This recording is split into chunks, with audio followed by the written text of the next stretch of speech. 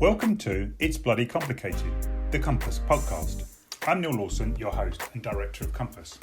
Joining me to help manage the questions is Grace Barnett from the Compass office. Hello, Grace. Hello. These are unprecedented times and we need to rise to the new and enormous challenges we now face. Over the next few weeks, we'll be speaking with writers, thinkers, politicians, journalists and public service workers about how we come out of this mess in much better shape than we went in, a good society after COVID-19. These conversations have live access for Compass members who can put their own questions directly to our guests. If you'd like to participate in a live call and help support all of our work, go to compassonline.org.uk/podcast to join Compass today. Otherwise, sit back, relax, and enjoy this week's podcast. The virus impacts on everyone, but it impacts on them differently.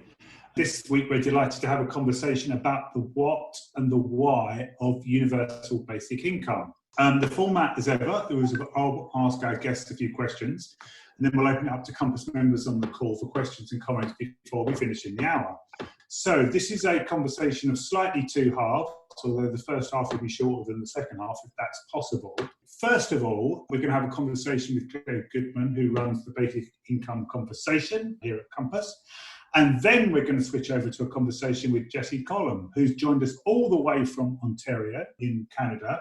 And Jessie was involved in a pilot scheme in Ontario. So she's going to tell us all about that, how it made her feel, how it made others feel, and what comes out of that experience in Ontario. So Jessie will be with you in just a bit. But let's first start with Cleo. Hi, Cleo. How are you and where are you? Hello. Yes, I'm very good. I'm in Edinburgh in Scotland. I'm having a week off from work with you, Neil, aren't I?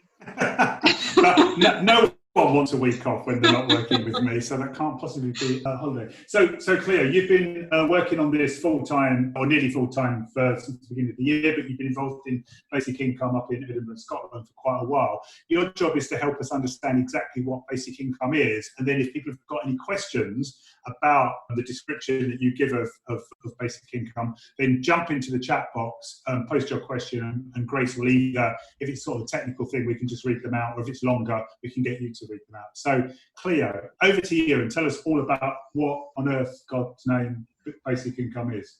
What is it? I mean, I think the easiest way, or the most interesting way to start with basic income is to just consider it as an idea. And I think it has two sides to it. Essentially, we can't live in this world of ours, this modern world, without an income. Like, there's just no way of surviving if you don't have money. So the idea of a basic income is to make sure that everyone has enough income, enough money to cover their basic needs. So things like, housing, that's always a tricky one to start with because it gets a bit complicated when you actually implement a basic income with housing. But things like food and clothes and the things that we need as human beings to be fulfilled and just to be able to function and get on with our lives. And then I think the other side of that idea is that we all create wealth. Wealth doesn't just come from a select group of people. So actually we all have a stake in the income generated by our country, by our society.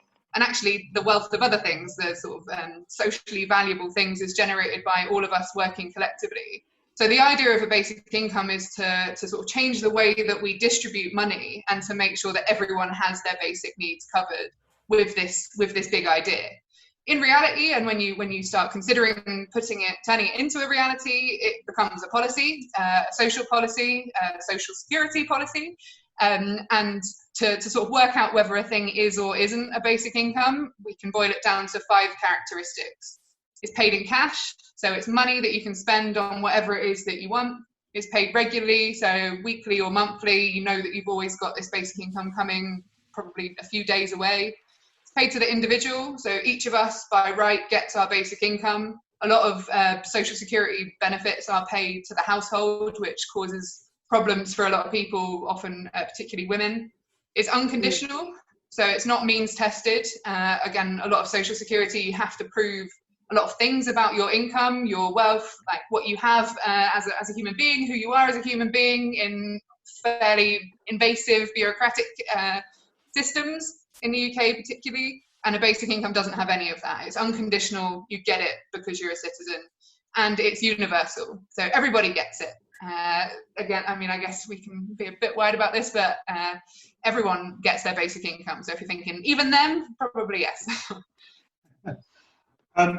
So let's just kind of run through a few questions on all of those. I mean, the cash bit's fine, the regular bit's fine, probably the individual bit's fine. The unconditional bit, I mean, it's the two last bits, isn't it, really? They're the bits that get with the question. So you can do absolutely nothing. You can be a complete Nazi all your life and you get an unconditional payment, or you can be Richard Branson. Isn't that, so let's do the first one. Unconditional, doesn't matter what you do, how you behave, you still get it. Is that right, Cleo? I certainly think it is. And I think often, I've had probably thousands of conversations about basic income at this point, and you do genuinely get a lot of people that go, but people will just do nothing. And I really have interrogated that a lot, and I just don't think that's the case. People want to, in fact, not even want to, people need to do stuff. So if they are doing nothing, I think we need to be a bit more compassionate to them and ask why they're doing nothing, and probably provide them with a bit more support. And I think a basic income would be so different. And I mean, the first scheme in the UK has probably proven this to a lot of people, and the other supports through this pandemic to many others, that having an income and having nothing to do is actually not the best thing in the world, and people would rather have an income and lots of things to do. So I mean, and then the other sides of the unconditional, should rich people get it? I think if the beauty of a basic income is that it does go to everyone, it unites us, it treats everyone the exact same way. So from a moral standpoint, I think that's very important. I don't know what you think about that. Isn't that incredibly wasteful to give people money who don't need it? I mean, most basic income schemes, you're also clawing back the payments that you're giving to the incredibly wealthy or people on particularly high incomes, so above a certain level of income where you know that they'll be fine on the money that they're earning. They don't earn more because they're being taxed more for most basic income schemes. So in terms of waste, we can collect the. And just one last one from me before Grace picks up any questions in the chat box. Or certainly what Compass is talking about at the moment it doesn't act as a kind of minimum for everybody. It gets complicated, doesn't it, with housing and disability and other payments? Yes, yeah, different people have different costs of living, and that needs to be acknowledged. If you design a basic income that doesn't acknowledge that, you've left a lot of people not better off with it. So you've got to make sure that that's high up the list of things to build into the design of the full policy. Okay. Grace, is there anything in the chat thing that you want to pick up on, and any questions that anyone's put in so far that Cleo can answer? Actually already got 4 different questions. Go on then. Let's bring in some people. So Sue had a question about pensions. Hello, I just put in a question basically saying I already get money from the state. I have my state pension, my service pension, which is quite enough for me to live on. So I don't see why I should be getting anything more from the state, since I already have this unconditional amount for the rest of my life. All right. I also want to bring in Kevin, who had a kind of quite specific question about Compass and the basic income. Hi. Yes, I mean, I've had a look at some of the papers on the website. I'm just interested, is that, I mean, I think it's Lansley and Reed did a 2019 paper with, a basic income of about £3,000 that retains means testing. Is that essentially the proposal that Compass is backing, or is that sort of one of a number of ideas? I'd just like to know what where Compass is as an organisation, really. Great. So in terms of the pension question, that's very gracious to say I'm getting enough, I don't need any more. I think that's a lovely attitude. Again, this depends on how you design the specific basic income policy. So most basic income policies would require a reform of other things. So for example, the pension would probably be wrapped up into the basic income scheme. So you're getting a big chunk of your pension as your basic income, and then topped up to the full living costs that you'd need. So you potentially still get a bit more than the only variation in basic income is usually by age. So children get slightly less than working age adults, and retired people get, depending on whether they're keeping their pension or not, they either get more or less. So they have enough to pay all of their basic needs. And on just really quickly on Kevin's one about the papers and the research we've done. I mean, a Compass doesn't really have policy as such, and what we've been doing with the research papers we've done is kind of modelling that just showed broadly how feasible and desirable different rates of basic income could be. I mean, I think our job is to try and get it onto the agenda and get to a position where politicians want to legislate for it. I think in the end it will be up to whoever the government is to set a rate and set all the details for it. I think we're just trying to identify and show that it is feasible. You can back it up with figures and numbers, but I think the research is less important than the kind of campaign that Cleo and Mike at the Basic Income Conversation are running. We don't go to people with a model to pitch it to people, like I think particularly when we're speaking to civil society organisations, they often have their own policy proposals, a full suite of them that basic income isn't part of. And really what we're trying to get them to do is to think about their own proposal for a basic income and what it would need to do. So it's useful to have illustrative models that you can say, look, it can be done, and here's a few ways how. But actually, I think it's really important that more people are thinking, right, if we are, let's take a basic income seriously and think about how we would imagine it with our policy expertise in a real world. Stephen Clark had an interesting question. My point is isn't it better? Now, I mean, this is quite provocative, and I'm just interested in what the answer is. Isn't it better to provide cash as collective goods, improve transport, health services, support for green jobs? Isn't that better? And isn't UBI an individualistic kind of neoliberal approach to the problem of supporting people? How about that one? And what will it do for inequality? Yeah, I do like this question because I'm such an optimist. I just get to say we should do it all. And we should do it all. You need to have good infrastructure to function and to serve everyone in society. But everyone also needs their individual income. I guess we could get to the point that we're providing every single thing as a nationalised service, but we're a long way off of that. And for me, the main point about basic income is that we need to acknowledge how far we are from this idealistic, fully automated or fully nationalised provision of everything. And there are a lot of people that are falling through right now that need to be given something, and money is the easiest option for that, and the most empowering is a bit of a horrible loose word, but most fulfilling. People have the freedom to do what they need in their own complicated life that they should be in charge of, and I think giving everyone enough money to live off of shows a real investment and a real trust in people that is very far from the way that we write policy and decide how to run things at the moment. That actually I think is going to be the approach that takes us to a more happy, more fulfilled, cohesive society at large, and actually more of this collective attitude to build services and infrastructure that serves everyone. Yeah, okay, one more from Roger. Roger said, is child benefit a forerunner to basic income for all, and why does this only go to citizens? Would not an asylum applicant be entitled to basic income before citizenship is ever established? So yeah, child benefits, absolutely. You can articulate it as a basic income. It's got ticks all those boxes, except for it doesn't go, isn't paid universally because it's only for children. And yeah, the citizenship question, it's a very politically weighted one, isn't it? I think one of the key questions around citizenship is we should make sure our basic income is only going to people who actually live in the society that are paying for it. Expats shouldn't really get their basic income if they're not living in the UK and contributing to the economy and spending their money in the UK.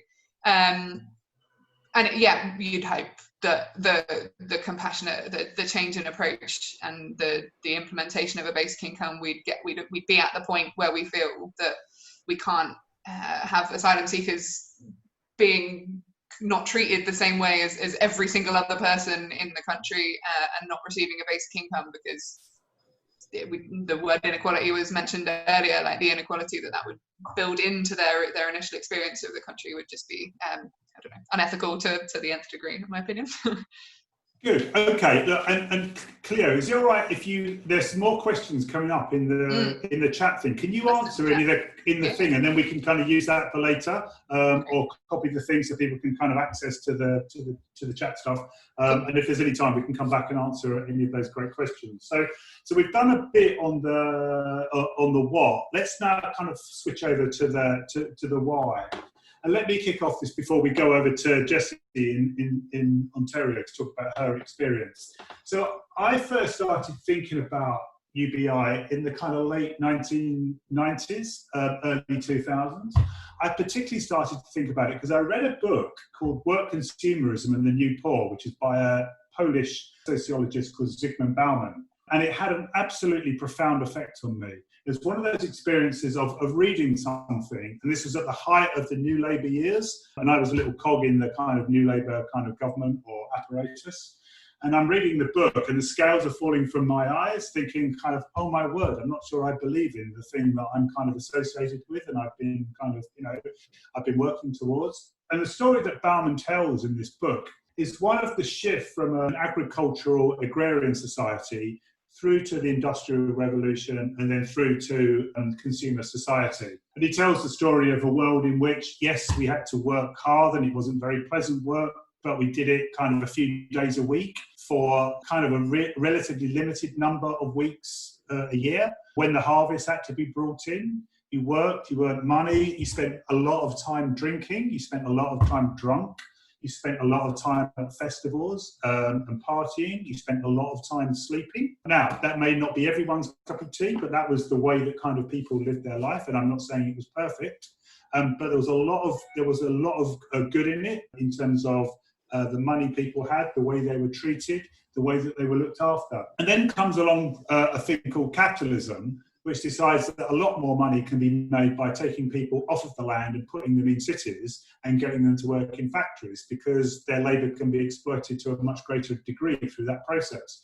So he takes us through the enclosures, he takes us through the birth of the Protestant work ethic, he takes us through the poor laws and all of that paraphernalia, which was about forcing people against their will off of the land into factories so they would be wage labour, so they could be exploited, so that more surplus could be taken from them and so they could make more profit and become richer.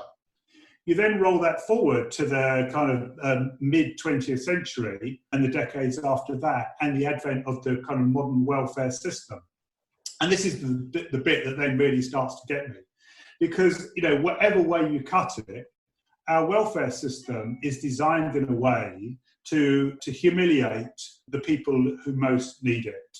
Because the system has to kind of paint those people and the ones who won't work to the extent that we want them to, and in particular in a consumer society. Bauman talks about the failed consumer, the people who haven't got the wherewithal to go and buy, and the nature of their lives. And it isn't just that they're on the margins, they need to be punished for not working hard enough, not being clever enough, not jumping through the hoops, not passing the exams, not having the kind of discipline to work and consume in the way that you need to. They need to be made an example of. They need to be made an example of through the humiliation of the benefit system so that we don't want to be like them. They're othered in a way that is a kind of social, cultural policing mechanism for all of us. And I just think that rings true to me. That rings true to how we treat people who most need help. The fact that they're kind of, paid a pittance, they have to jump through all of these hoops, they're kind of ostracized and othered, they're called chavs and they're talked down to, and as I say, their life is one not just of material poverty, but cultural and personal humiliation. And that's the kind of stuff that drove me to basic income.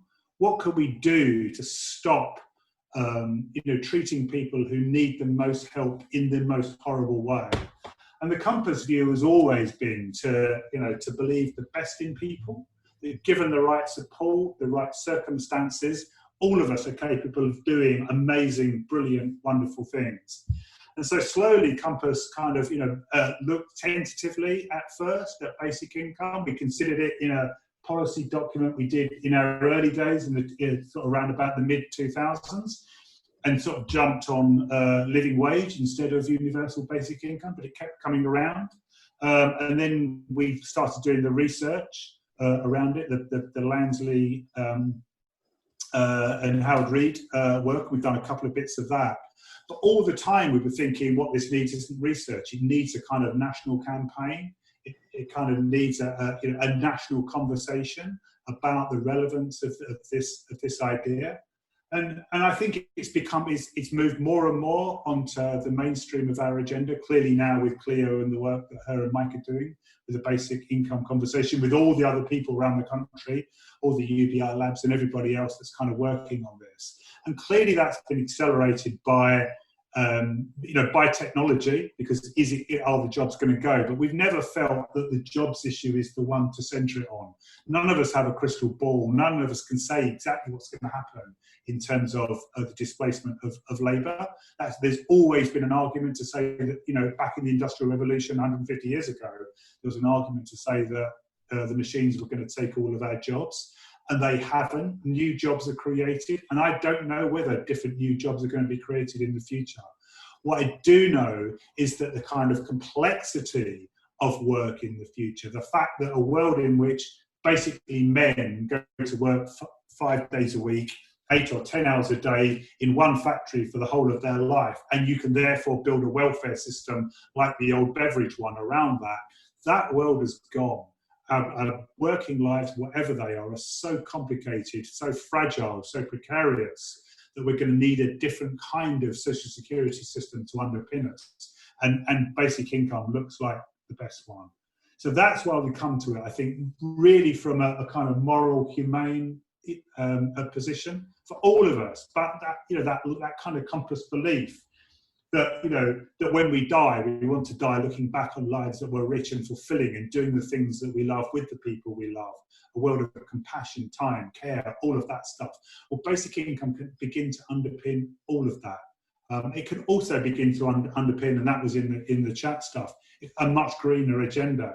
Can it help us move away from a world where we define ourselves by what we consume into a world in which we define ourselves by what we do and how we behave and how we give our time.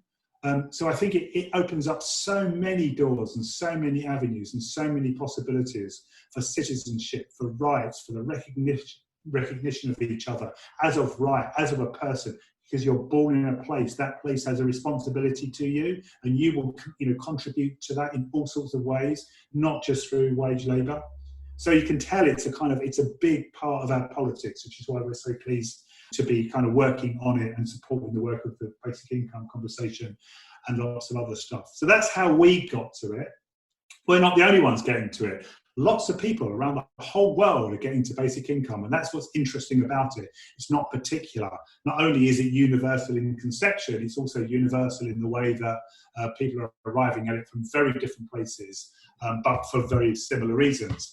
And so, to move on, we bring in Jessie from Hamilton in Ontario, who's been involved and was paid for a while. You can tell us all the details, Jessie, by a scheme by the Ontario government. You were paid money every month to see what the experience of basic income was for you and for others. So we know where you are. How are you today? It's lunchtime in Hamilton, isn't it, Jessie?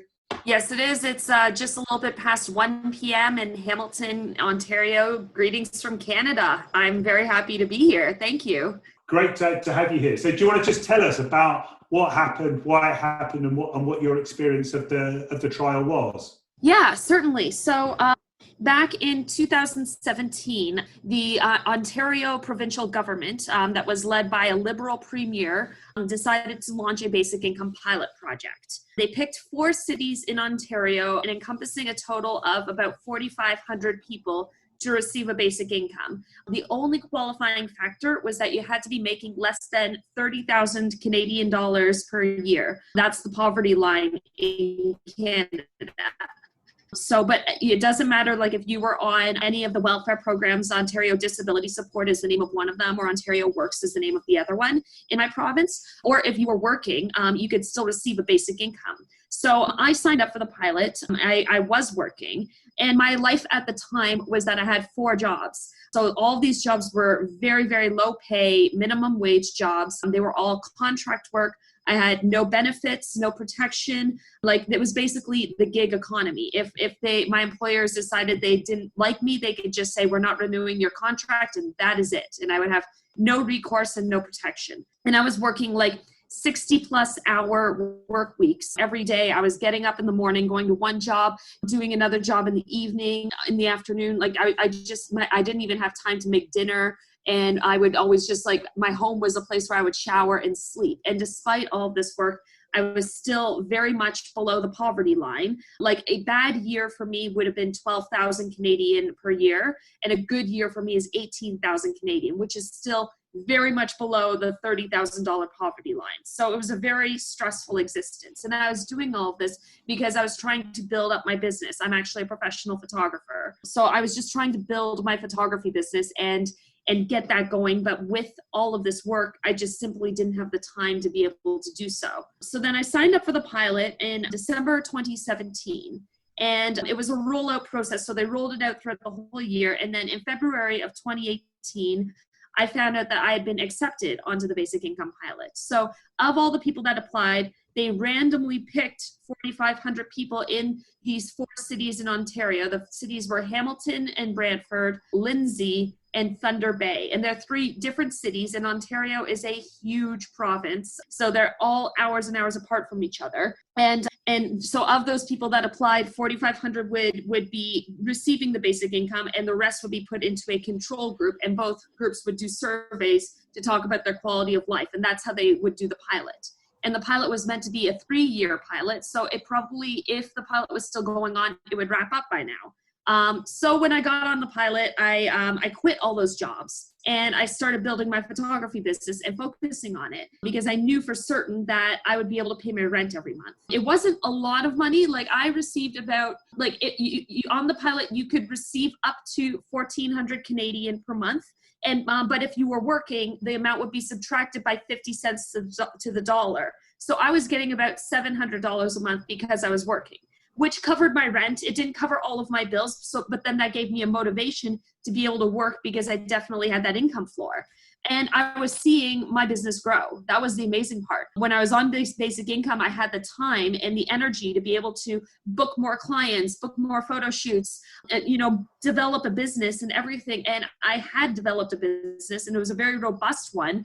And I thought to myself, like, if everything goes the way I've predicted, then I'll only need to be on the basic income pilot for 2 years. And then at that point, I'll be making enough money that I wouldn't need the pilot anymore. But like I said, if the pilot was still going on, and the if is the big caveat here. So there was an election, and the Liberal government that had brought in the basic income pilot was replaced by a majority Conservative government. And we have a very similar parliamentary model in Canada to the UK. And this Conservative government, it's led by a guy named Doug Ford, who is the Canadian version of Donald Trump, put it nicely. And he promised on the election campaign that he would not cancel the basic income pilot. He went on the record numerous times saying he wouldn't do that, except that was the very first thing he did. He got into office and then without any warning or recourse just canceled the basic income pilot and didn't have any justifiable reason whatsoever. So to say I was furious is an understatement. And so what I did is I decided I was going to find all these other basic income recipients, take pictures of them, and get them to tell their stories. So I started hunting for basic income recipients in my cities, and I was able to even go to Lindsay and to Thunder Bay and to get basic income recipients there. And I started taking these photos, and I got them to hold cardboard signs and to write on the signs in their own handwriting what they use basic income for. And I'm going to share a screen with you right now and show you some of these photos. So can you guys see that? Certainly can. Okay, awesome. Okay, so the first one, basic income alleviated my stress when my income wasn't enough each month. I'm precariously employed. I'm a full-time student and a beginning manual therapist in my community. She's actually a really good friend of mine, Sarah. She was studying to be an osteopath. So it's a doctor, and she was working at a bar at nighttime. So she would be working as a bartender, only getting home at 3-4 in the morning. The bar itself was a very dangerous bar, like always calling the police, a lot of fights and drunk people and stuff. And then, up early in the morning to study and go to school. So basic income allowed her to be able to focus on school and not have to work this dangerous, exhausting job at a bar. So she's now an osteopathic doctor, and she's now working in our community, and she has an office, and she succeeded because of basic income. This is Dan and Justine and their daughter, Julia. And you'll see in the picture that Justine is pregnant. She's not pregnant anymore. Their little boy, Orion, was born about a year and a half ago. The basic income program helped us move to a better apartment in a safer neighborhood, feel financially secure enough to go back to school to get a better job.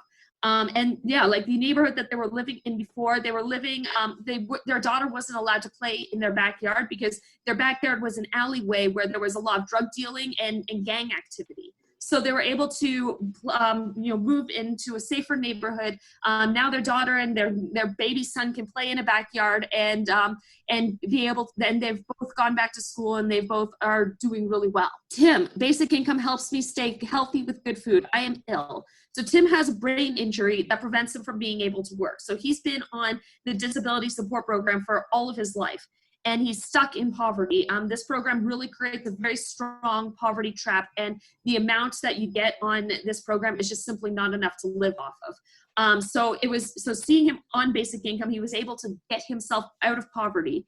But then the consequence of the pilot being canceled means that he fell back into poverty again. He's not doing well. Michael Hampson on basic income since January 2018.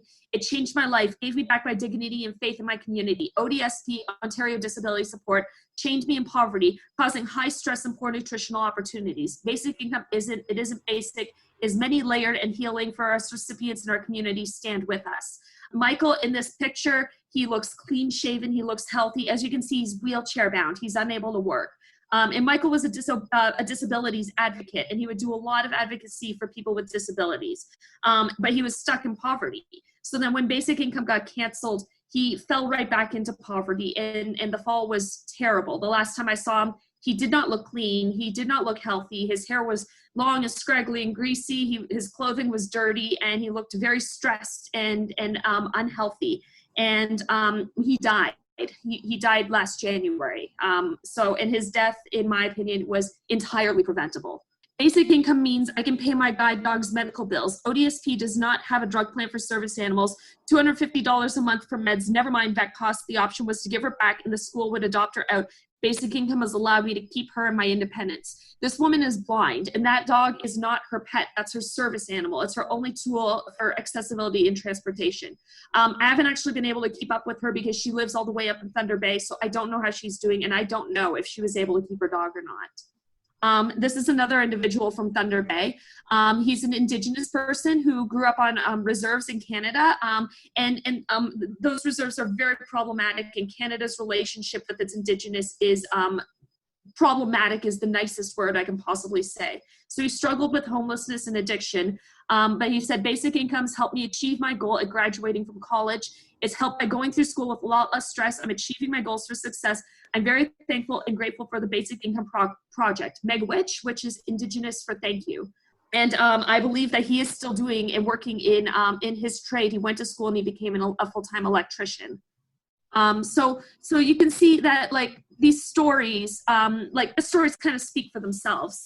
There are people who were investing in their children, people who are going back to school, people who are getting out of poverty, bettering their lives, and that turns into a better and healthier community, a more robust economy. I would rather my taxpayer money keep the investment in humans than to pay for people like Michael dying of poverty.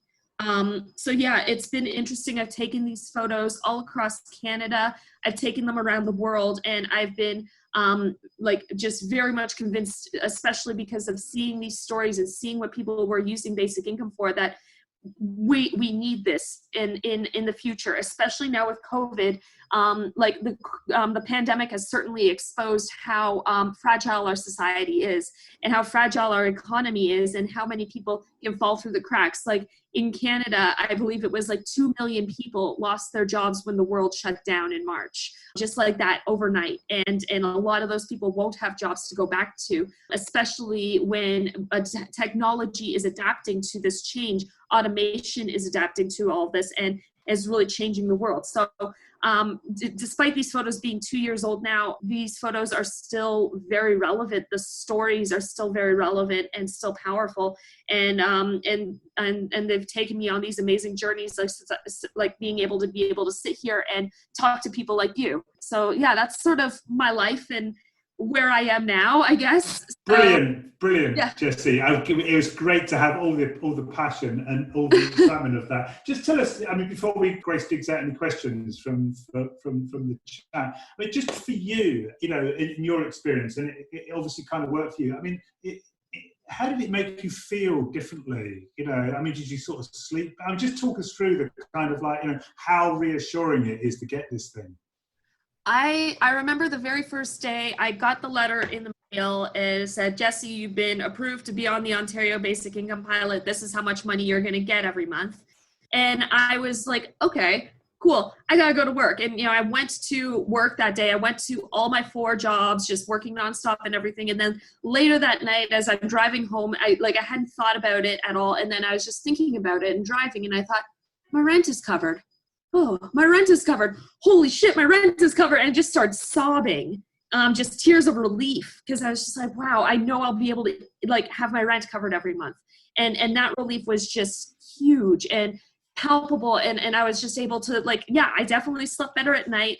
I definitely felt more relaxed. And then when I wasn't working 60 hours a week, and I was just able to put money and time and energy into my photography business, I was actually making more money on my photography business than I was stuck in these jobs. And seeing that kind of growth was just like, wow, now I kind of know what it feels like to not live in poverty. And I've been living in poverty for my entire adult life. And it was just a huge relief. And yeah, the fury that came afterwards was also one of the strongest emotions I've ever had. I guess, I mean, you certainly made me think. So in Britain, we're trying to look at trials, but we have such a centralised government that you have to get the permission of the government, the national government, to do it, which is not forthcoming. I mean, you had the upside and downside of devolution there, of your provinces having the power to do it and decide to do it, but the power to decide to take it away as well, which is unfortunate. I guess the other point that you made me think of is that, is there a case to say it should be paid for people like you for a limited amount of time to get you started? Yeah, that'd be interesting. And there are so many different forms of basic income. There are some forms that say, from the moment that you are born, you receive basic income until the day you die. In Canada, we have 2 programs that can be interpreted as basic income programs. So the one is the Canada Child Benefit, which gives up to $1,000 a month to families, depending on how many children they have and what their income is. And then we also have the Guaranteed Income Supplement for seniors. So every senior over the age of 65, I believe they receive $1,500 a month from the government. And programs have eliminated poverty for all seniors and have also really succeeded at heavily taking hundreds of thousands of children out of poverty with the Canada Child Benefit. So I would love to see that. And I think for myself, if I had that kind of income or that kind of opportunity when I was younger, I'm 31 now, but when I was 18 and ready to go off to school and everything, if I had that, instead of having to take on tens of thousands of dollars in student loans, I think I would have been a lot better off. And it's crazy. My generation is the most educated and underemployed generation. We have people with master's degrees working at coffee shops. And I think that there's something tremendously wrong with that. And I think that we all pay for that. As, whether we're saying, practically as taxpayers, or even just societally, we pay for that. The missed opportunities in progress and development and technology, because we're denying people the chance to actually thrive and forcing them to just subsist and barely survive. The loss of my photography business has an economic impact on my community. Yeah. And that's something that people don't think about. And people who believe you should, just work hard and pull yourself up by the bootstraps don't consider. And I think that that's woefully ignorant and terribly wrong. And so just sadistically cruel. I totally agree. So, and there was some, your example and some of the examples you gave are great in terms of, if you want to do it on a cost-benefit analysis, there's certainly a very strong case to make. I mean, I think the moral case is more important than the cost-benefit one, but they're both very strong. Hello, this is Grace from the Compass office, interrupting for a moment. I'm lucky enough to come from a large and politically diverse family. we really did have the full political spectrum represented over Christmas dinner. But in spite of our differences, we still actually like each other. I've always known, because of this, that politics should be more about listening and learning from the people we disagree with than shouting at them and fighting with them. And of course, I've definitely known for a long time that it really is bloody complicated. So I was so happy that when one day I discovered Compass, quite by accident, through their brilliant work on the Progressive Alliance in the 2017 general election. Since then, it's been an absolute pleasure to once again be part of a political family where talking to people in different political parties, admitting that you alone don't have all the answers, is not just okay, but actively encouraged. So if you'd like to find out more about Compass, you can visit compassonline.org.uk. And now, back to the conversation. Grace, do you want to find any questions or points or contributions from the chat? Thank you. Let's bring in, so Roy Morris, you had a question about mentality change. Yeah, I find it difficult to justify universal basic income to ordinary folk not earning a great deal who work very hard and who just can't stand the idea of lazy people getting free money. I wonder how you think we can combat that and how we can justify it in terms of efficient use of resources in society or avoiding other problems as the answer. Yeah, I ask myself that same question all the time, and because I encounter those people all the time, and it comes from I kind of see it as coming from this sort of, I guess, Western mindset of your wealth is your success, and if you are poor is entirely your own fault. It assumes that everybody starts on the same starting line with the same opportunities and same things afforded to them, which is completely untrue. There are some people who are born in mansions and some people who are born in ghettos. I don't believe that people like Donald Trump, who inherited a business, a multi-million business, worked hard for what he has. So I see that, and I see that it's sort of like this entitlement and of this is my money, and I'm not going to give it away to those lazy bums who are sit on their ass and play video games all day. But there actually have been studies done, and I can link them in the chat if you want, that have actually looked at basic income pilots that have taken place all over the world in the last 50 years. And there have been several basic income pilots that have taken place all over the world. Even in Canada, there was another basic income pilot that took place in the province of Manitoba in the 1970s. And they asked that exact question, would a basic income not motivate people to not work?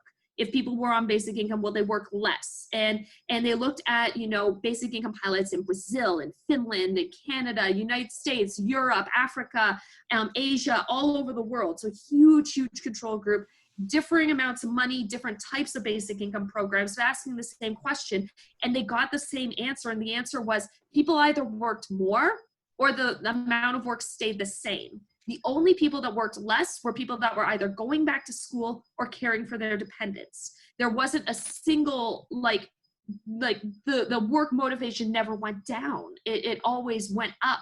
So I say that to people and I show them those studies and I'm like, you have your ideology, but I have quantifiable, statistical, scientific fact that proves that this bootstraps mentality is just that. It's just a mentality. It's just an ideology that you have, and you would be remiss to not practice critical thinking and see that you're wrong. So I'm not I know it's kind of unsympathetic of me to say that, but I'm not a very sympathetic person to somebody who says that homeless people deserve to be homeless. So. Okay, thanks, Jessie. So I've got now 2 comments really rather than questions, but I think probably they sort of echo a lot of what you said and you might like to bounce off some of them. So first up, Sarah Anderson. It really just follows on from what Jessie was saying, just saying that I don't think anyone wants to be lazy and not do things. They're not born being lazy. They're not born doing that. They kind of, through necessity, find themselves doing things that society doesn't want. But we know there's going to be a jobs change. There'll be new jobs, green jobs, there'll be fewer jobs, AI and all that kind of thing. And that's actually quite a good thing. I mean, I was absolutely delighted that no one works down the mines anymore. And so I think people want to be engaged in purposeful activity and give meaning to their lives, but that doesn't have to be paid employment. And what we need to do is to make sure that whatever wealth is created in society by whatever means, Amazon is a fantastic company. It does so well. It just doesn't treat its workers well, and it doesn't pay enough tax. But, you can regulate that better and get all that wealth back into society and distribute it partly through a universal basic income. It can be done. Thanks. Oh, absolutely. And I fully agree with you. And yeah, you see these billionaires who hoard all this money at the expense of all of humanity, and like Jeff Bezos and Amazon, and I just I do believe that we can and should be building a better world, and that if we return to the way that things were, that would be a step backwards for humanity. And yeah, even just unpaid work or think of if people had basic income, how much more art there would be in the world, and music, and the ability to be creative. And these are industries that are woefully underpaid, unless you are a rock star at the very top. But there's only one Beyonce, I'm a photographer. I'm also a musician. I'm literally sitting at my piano right now. So I really resound with that kind of idea, and what it could mean for can we get rid of the trope of the starving artist? Can we just get rid of that and make that a thing of the past? So Kathleen, if you wanted to give your comment, and then I think Cleo wanted to jump in with a point as well. So Kathleen first. I think basically Rebecca and Jessie have said what I was wanting to say, really, that I've been astonished in lockdown at how very creative and kindly and interesting and quite amazing people have been in tending to their communities in all sorts of ways, whether it's mending things, people who can mend things and offer to do that for you.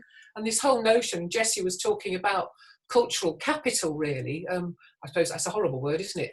But there is so much that people do want to do, writing things, singing things, performing things, and just I like the word tending to the community and tending to themselves. And I think people do find a way of being really, they wouldn't use the word creative about themselves, a lot of people. They just want to do stuff to make the world feel better for themselves and for others. And I've been really quite moved by that, I think. Yeah, very little things. The ability to volunteer. Yeah, and I've seen that up in Canada, when the pandemic hit, the government introduced the Canada Economic Relief Benefits. So they basically said that anybody who has lost work due to COVID is receiving $2,000 a month from the government. And it's been really amazing to see some of the, I've been hearing stories about people, building community gardens in their neighborhood, or serving at homeless shelters, or doing all these really wonderful things and just volunteering because they have that $2,000 a month so they're going to be able to survive. And while they can't work, they can do other things. And yeah, I forget, there was another comment before and somebody said nobody wants to be lazy. I don't think anybody wants to be lazy. I think people want to have purpose in life and a reason to live and something to give to the world. I think that's integral to us as humans. Yeah, I think you just on this point about trying to help people understand what a basic income actually is and getting around this undeserving poor and lazy people narrative that I do think is probably the biggest barrier that we face, convincing people that we need a basic income and it's the policy to go for. I think absolutely pointing to data and pointing to examples of both really positive things that people just do because it needs to be done and they want to do it and they get a sense of fulfillment, and pointing at data is a really important way of doing that. But I think the other side of it is kind of using basic income as a thought experiment. Okay, imagine you had £1,000 a month. You did, everyone you know did. How much secure would your children be that are going through university, or your neighbour who you know has always struggled? Think about the people that you know, think about yourself and the difference that would be made in your life. And we're developing, the basic income conversation is developing a toolkit for holding these kind of conversations with people you know. And I do think it's just going to be conversations, it's going to be compassionate and meeting people where they're at and listening to them say nonsense things, or things that you disagree with, but kind of letting them have that moment to have that knee-jerk reaction, because it is a big concept. I spend a lot of time talking about it. Jessie, you spend a lot of time talking about it, and it's easy to get wrapped up. You know, when you're through the looking glass, it's easy to feel like, why can't you see it? Why can't you understand it? But actually, it took me a while to articulate what a basic income is. So I think being a bit patient with people and letting them have those moments is really important, and to try and not like convince them immediately like this is the solution to everything. Let them have that journey for themselves about their life and about the lives of the people around them. I think that's really powerful. Yeah, and I hope that I hope that one of the very few good things that has come out of this pandemic is that people can understand or be more compassionate. Like maybe those people who have always said, you know, the poor deserve to be poor, and, you know, people will be lazy. If those are the people that suddenly find themselves out of a job and depending on government support to get through this, then I would hope that would exercise or show some compassion and help people to understand that, like, you know, we're more precarious than we think. The poor are not our enemies, and that like I know at least in Canada, the majority of people are literally one paycheck away from poverty. Like everybody's living on the razor edge, and I've been living on that razor edge for a decade now. And the kind of mental stress and everything that toll has had on, like, I'm certain it's taken years off of my life, and it doesn't help anybody. Like the economic system is an integrated web that connects us all. And something like the pandemic certainly shows that. So I hope people understand or learn that compassion. Sure. Yeah. So actually on the subject of the pandemic, we had a question from Kieran. Well, I was just wondering, would you both agree that perhaps the pandemic is making us think, what does it mean to be human? And for the last 40 years, we've had a very big emphasis on you are almost seen and valued by your contribution to the economy, and not, you know, and I guess, well, I'm waffling here, I've got to forget. I guess what I'm saying is there is more to life than money, and if everybody worked a bit less, spent more time in their community and had less material things, would we be more unhappy? I have a sense we might be more happy. It's about how we frame. We need more than just GDP as a way of framing a successful society. Yeah, and I don't think that wealth should determine who a person is or how human they are. And yeah, it's interesting because, like, the language that I have heard from people who don't or who disagree with basic income is that people are leeches, they're parasites, they're stealing taxpayers' money. So it's very dehumanizing language. It's literally saying, if you're not making money or if you're poor, you're not human, you're a leech, you're a parasite, you're this disgusting bug that's sucking away my hard-earned money. And that's very problematic and terrible language. And I feel sorry for people who hold those views to be that discompassionate. So, look, lots of good stuff there about the what and the why of basic income. Thank you, Jessie. That was brilliant, passionate, and as I say, kind of universal. Funnily enough, people in Canada are the same as people in the UK. We want the same things, we need the same things, and, you know, as societies, let's work out how we can engineer to get there. And next week's call with Michael, with Ronnie Cohen, is going to be about the how of basic income. So we'll send you that podcast as well, Jessie, and good luck with all your work in Canada and Ontario about trying to develop the kind of campaigns to begin to make this happen. And I guess, there isn't a silver bullet. Thank you so much. Yeah, it's been fantastic having you. So this is the start of a long relationship, a global relationship to move the world to basic income, from learning from each other. And I was going to say, I mean, there isn't a kind of, a single silver bullet policy that's going to kind of build our good society. But we haven't found a policy that's kind of more at least bronze level than basic income. It does feel like the most transformative thing that we can kind of put on the agenda, and the thing that can, take us towards our vision of a good society and do the sort of things that Kieran was alluding to. A world that is more seductive than this one. Not just the right thing to do, but more pleasurable, more interesting, more creative, more exciting, more innovative, just a better world, a more modern world than the one we're in.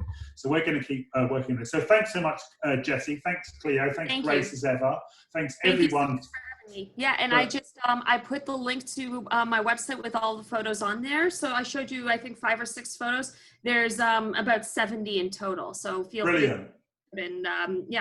And get in touch with me if you have any questions. I have Twitter, it's just Humans Basic, and Facebook, it's Humans Basic Income, and Instagram is also Humans Basic.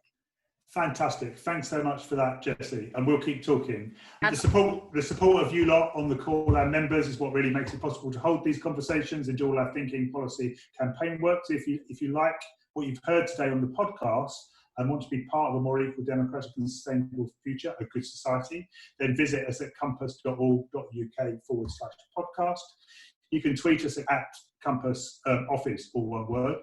And if you've enjoyed what you've heard tonight, please give us a rating. It will help us reach more listeners in the future. It's only fair that they know it's bloody complicated too.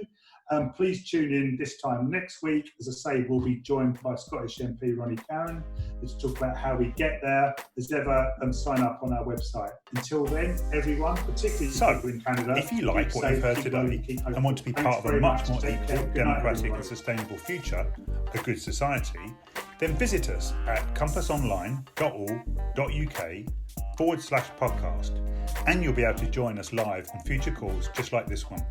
You can tweet me at Neil, NEAL_Compass, or Compass at Compass Office.